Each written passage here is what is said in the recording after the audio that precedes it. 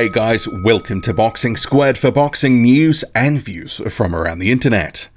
Speculation is mounting that Tyson Fury's first opponent of his new ESPN and Top Rank co-promotional deal will be against the German fringe contender Tom Schwarz, who is currently 24-0. ESPN Deportes was the first to report this, and it says that the deal is virtually done and set to be confirmed over the weekend. Now, just going to say first off, right off the bat, this would be a massive disappointment for me, and I would consider this a blatant cherry pick by Tyson Fury if he is confirmed to face Tom Schwarz. Tom Schwarz hasn't even proven that he's European level yet. So there had been a lot of speculation that Revis was the guy who would be the opponent confirmed for Fury. He's tipped to return June 15th. And at least Revis had some juice recently with his win over Bryant Jennings. We could say that he's an undefeated fighter. He's approaching world level. He's just got this good win against Bryant Jennings at the start of the year. I could actually make a case for that fight. But Tom Schwarz, absolutely not. And I shouldn't be surprised, actually, because Frank Warren did actually come out and say in recent days that Tyson Fury's opponent would be a guy who was in the top 5. And when he was pressed on that, he said top 5 in a sanctioning body, which, of course, as we know, the sanctioning body rankings are a bit of a joke. And Tom Schwarz is number 2 in the WBO rankings. Tyson Fury is number 4. So when you say top 5 in a sanctioning body ranking, you could actually have that with the 4 sanctioning bodies that are recognized. That could be about 15 guys in total. So it didn't really narrow it down. But even if you were to have a look across the names in the top 5s of the different sanctioning bodies, Tom Schwarz is a name that you probably wouldn't pick as a likely opponent for Fury. But if this is confirmed, very disappointing. So as I mentioned though, Tom Schwarz is currently number 2 in the WBO. Tyson Fury, number 4. Before I get on to his record and sort of what he's been doing and some context on who Tom Schwarz is, because I think for a lot of fans, especially more casual fans, they will have no idea who Tom Schwarz is. They may see that he's number 2 in the WBO right now with Fury at number 4 and go, this could be a competitive matchup. And no doubt this is the way that they're going to sell this. Frank Warren, ESPN and all that, the promotional machine will get chugging and they'll say this is an undefeated fighter in Schwarz who is number 2 in the WBO and that this is a credible and genuine threat to Tyson Fury. Tom Schwarz, 6'5", undefeated at 24-0, but the reality is he's been facing overmatched opponents and he's got a massively padded record.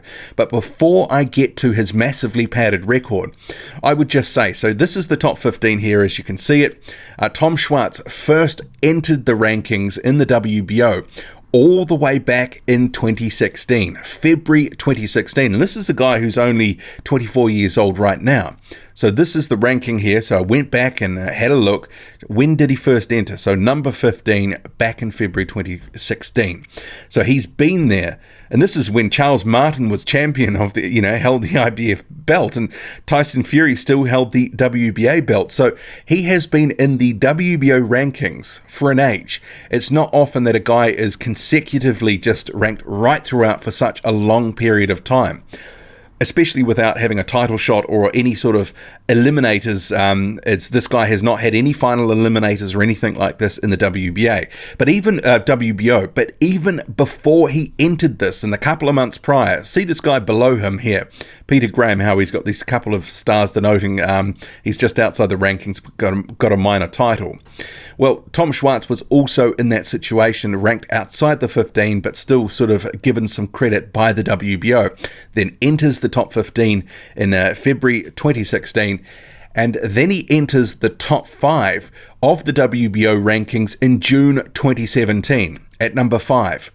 And I've said in recent videos, he's been in or around the top 5 for about the last year or so. But it's actually far longer. He's actually been in or around the top 5 for the best part of 2 years. 2 years. And now we'll get to his padded record, because he's been in the WBO rankings for 3 years, in the top 5 for the best part of 2 years. And he has been facing some very poor level opposition in that time. So in 2018, Samir Nebo. And Nebo is a journeyman who Dave Allen took out in a round and a half, stopped him with a body shot. Senad Gashi, Samir Nebo, Julian Fernandez, Christian Lewandowski. This is domestic level in Germany. domestic level. Tom Schwarz has been padding his record with domestic level fights, and even further back, Ivica Bakura and Denis Lewandowski, going back even further, you've got Konstantin Iric, you've got a whole slew of journeymen and overmatched opponent. Tom Schwarz has not proved that he is even European level yet. His most recent opponent, which was on March the 2nd, and this is Tom Schwarz here if you didn't know who he was, I'll cut to a couple of his photos and training clips shortly. 6'5", 24 years old, 24-0. Most recent opponent was Kristizan Kristisic.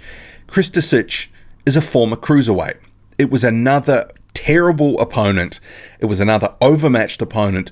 Another win for the record. Maintains this inflated ranking that he has in the WBO because he's number 2 in the WBO, holds that intercontinental title. Tom Schwarz has not proved that he's above domestic level yet.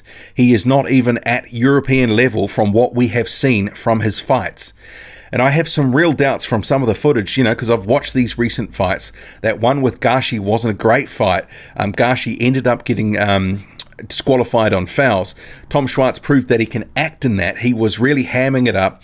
But there is nothing that I've seen so far to prove that Tom Schwarz is anything above European level, let alone European level. So I say all that to say this. Tyson Fury facing a guy who is barely European level, who's been padding his record for the past couple of years, hanging on to a top 5 ranking without really fighting anyone to deserve it. This is a terribly bad look considering what Tyson Fury had been doing, where he'd been coming from. But I guess, the thing is here, ESPN is looking to build Tyson Fury to their audience.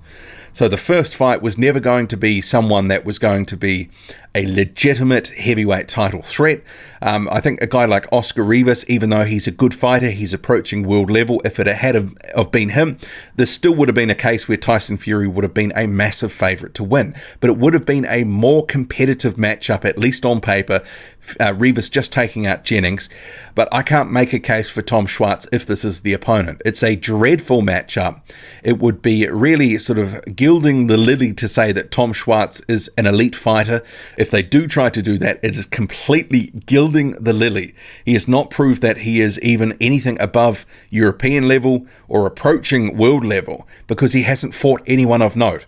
His record is completely wafer thin in terms of credibility, domestic level fodder at best at the moment. So it would be massively disappointing. But you can see they're looking to build this guy up to the audience over a number of fights and then to bigger fights, say for example the Deontay Wilder rematch. I can see what they're doing and why they would want to do it. So they would be able to pitch it as, Fury facing a legitimate threat and a guy who's number 2 in the rankings, up and coming contender who's looking for a title shot, looking to upset the apple cart. But in reality, he would get schooled by Fury. He would. Tyson Fury would be too big. He would probably sweep all of the rounds here, if not even stop Tom Schwarz. Tom Schwarz, from what I have seen, doesn't like to get hit, and Fury would be basically peppering him throughout on the back of the jab, moving. He'd probably be able to connect a couple of decent shots, and I think Tom Schwarz would have massive difficulty closing the gap, landing anything telling or of note on Fury, and it would be a lopsided performance, which would be designed to make Tyson Fury look good and to build a bit more buzz and hype for him for his next fight against a better opponent on ESPN at some point later in the year. And it's unlikely to be Deontay Wilder next. Maybe that would be in a couple of fights, but we'll have to see, because I don't think ESPN will want to split broadcast rights with Showtime. That is the sort of rub here. Tyson Fury can only fight on ESPN. So they are a little limited with some of the top guys right now who potentially have other commitments with other broadcasters. So they'll be bringing guys in like a Schwartz or an Oscar Revis on one-off fights to feed to Fury, build him up to the audience, and then hopefully he would get some sort of bigger fight down the line. They would put it on pay-per-view and make a pile of money. You can see this is the strategy. So while it was never going to be the best opponent for a first fight, Tom Schwarz is a blatant cherry pick, massively disappointing for me. How about you? Drop a comment, loud and often. Hit like, hit subscribe, follow me on Twitter, boxing_squared. I'm out.